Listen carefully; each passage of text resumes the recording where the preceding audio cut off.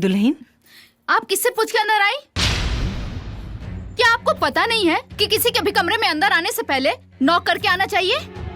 कहा करके आओ चाहिए दुल्हन? नॉक करके, मतलब दरवाजा खटखटा के।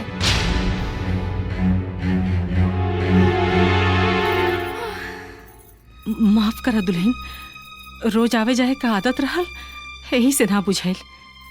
आगे से दरवाजा खटखटा के आई। खाना रख दीजिए, खा लूंगी।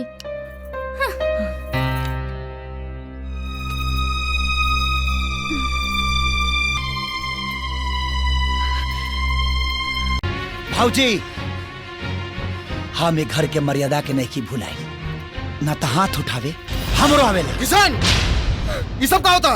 राम, अच्छा हुआ कि तुम आ गए और तुमने सब अपनी आंखों से देख लिया। देखा तुम्हारे पीठ पीछे तुम्हारे घर वाले मुझसे कैसा कैसा बर्ताव करते हैं। हे बिटिया, बिटिया बात सुना, बात क्या के मत बढ़ावा।